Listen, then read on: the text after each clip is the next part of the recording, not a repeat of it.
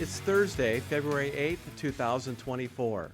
Welcome to the Blessors of Israel Podcast. I'm Matthew Dodd, Executive Director of Blessors of Israel. Over the course of the last 12 months, a veil has been lifted in the Middle East, and frankly, what is coming into focus is cause for great concern for Israel, the United States, and the rest of the world. It is clear that Communist China is pulling the puppet strings and asserting its agenda in the Middle East. Let's take a brief trip down memory lane to confirm it's so. In April of 2023, China actually brokered a peace deal between Saudi Arabia and Iran, two countries that had not had diplomatic relations since 2016. Later that month, China then inserted itself into the conflict between Israel and the Palestinians, offering to facilitate peace talks. Then in June of 2023, China invited a delegation from Iran and Pakistan for joint counterterrorism talks. You heard me correctly, joint counterterrorism talks. Delegates were optimistic that new initiatives would likely lead to increased peace and stability in the wider Middle East region as well as within the borders of the respective countries. Then, 2 weeks after Hamas brutally attacked Israel on October 7th of last year, Communist Chinese President Xi Jinping called for a ceasefire and the establishment of a two-state solution when he said, and I quote, "The top priority now is a ceasefire as soon as possible to avoid the conflict from expanding or even spiraling out of control or causing a serious humanitarian crisis." Now, please note, China has refused to condemn Hamas for its attack on October 7th against Israel. That said, China has repeatedly voted against Israel at the United Nations, while Israel seeks to ensure that Hamas is never able to attack its citizens again.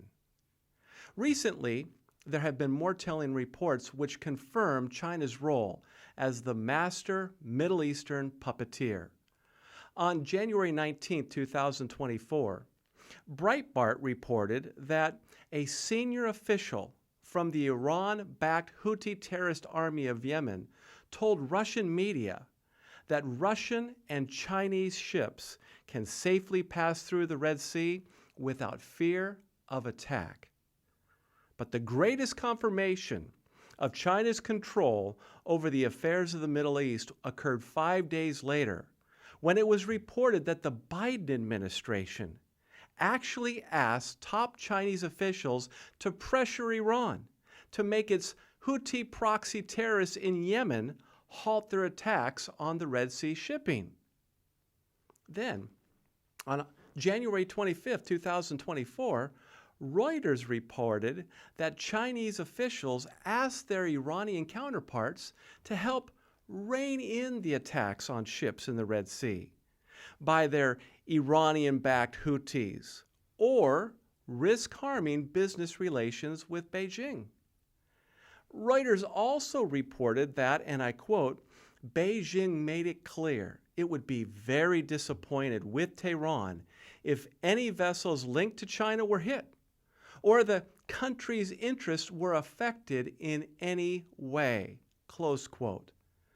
Please notice that there wasn't any mention of halting attacks on ships from the U.S. or Western Europe. Now, Iran felt the pull from China's puppet strings because Iran needs China, and by the way, China knows it. Earlier this week, it was reported that China's investment in Iran rose from $300 million to $3 billion within the last year.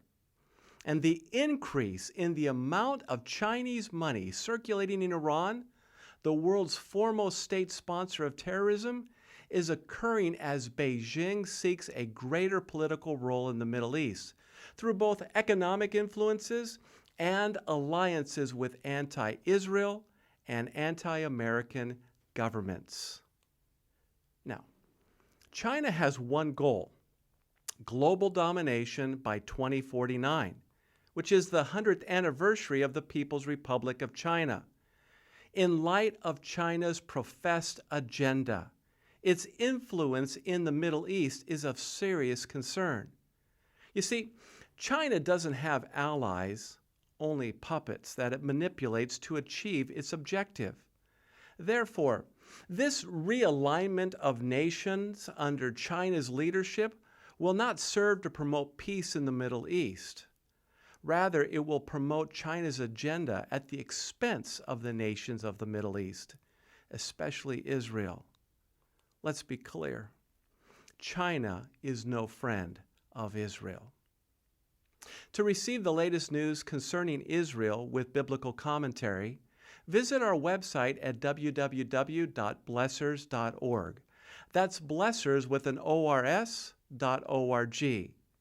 Please also subscribe to our channel on this platform and also like this video. Follow us on Facebook, Twitter, and Getter. We also appreciate your prayers and ongoing financial support as we build this new important ministry. Thanks again for joining me. Remember, those who bless Israel will be blessed. Shalom, shalom.